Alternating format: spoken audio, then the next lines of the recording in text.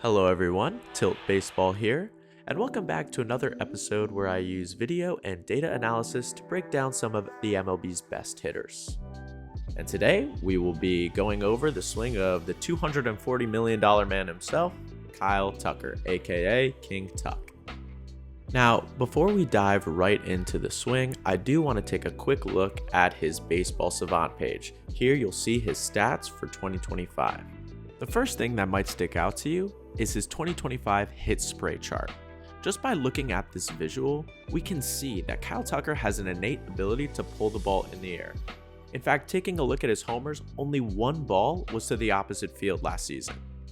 So what Kyle Tucker is able to do is get his barrel out in front, get his contact point out in front, and pull the ball in the air at an extraordinary clip.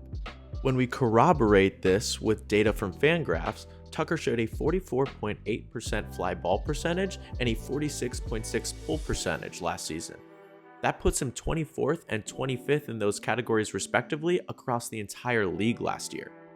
So you might be thinking to yourself that a guy with good pull side pop is probably swinging the bat pretty hard, right? Well, not really. Kyle Tucker's bat speed last year only ranked in the 49th percentile. His average exit velo was 53rd percentile, and his hard hit rate was actually below average at 38th percentile. So if I'm the Dodgers, that is room for concern. His last year with 30 homers or more was in 2022, and he's going into his age 30 season. Based on historical aging curves, we could expect Kyle Tucker to lose anywhere from half to 3 miles per hour on his bat speed for the next 4 years. Now, it's not all bad.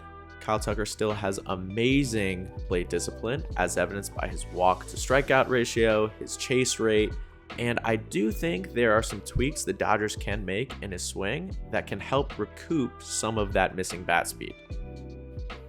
So now let's take a look at Kyle Tucker's swing, and first things first, I want to go over some of the things real quick that he does really well. So as he gets into front foot strike, you're going to see that front foot, that front side get really firm right here. He's going to rotate around that front side without any hip slide. So he's maximizing his energy here real well. Post contact, you're going to see that top hand really staying firm, preventing any harsh rollover almost until after his follow through is done. Now, where I think he can improve as he gets older and he loses some bat speed. How do we recoup that bat speed? Well, it's really going to start in the setup. So right before front foot strike, you're going to see this knob start almost right in front of the catcher. As he gets into front foot strike, he leaks. He leaks almost to the point where now he's cheating that barrel towards the plate. And so now we've lost a ton of space for a rearward barrel turn, right? The more we have our barrel towards the catcher at front foot strike, the more space we have to create a rearward turn and enter the hitting zone with more velocity in our bat. With Kyle Tucker, you're going to see this bottom hand really pull the barrel into the hitting zone. And you see this a lot among cross-handed athletes, which is what Kyle Tucker is, right? He throws with his right hand, he bats with his left. So his bottom hand, which is his right hand, is his dominant hand. And it's really pulling his barrel and his hands into the hitting zone. How we can improve and get a little more bat speed is at the top of his setup, create a little more scap retraction, which means his left elbow needs to be working back behind him, almost like he would be throwing with his left hand, gearing all the way back up. So getting a little more scap retraction, as well as a little more of a angle towards the catcher at front foot strike. From here, with a little single hand training, top hand training, we can get some supination, which is simply just a pivot of the hands up top to get less of a loop and a drag and more of a whip, sending this barrel working behind him efficiently.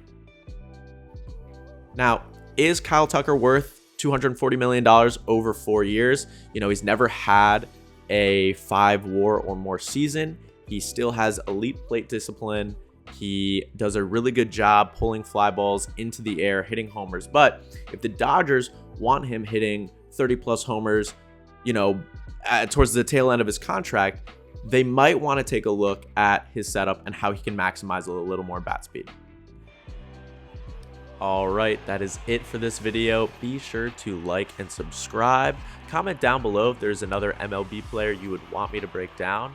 And also feel free to give me some editing tips. I still am new to this whole editing thing. I'm a baseball coach first, not a YouTuber first. So if there's anything else I can do to make this experience more enjoyable for you guys, feel free to let me know either in the DMs or in the comment section.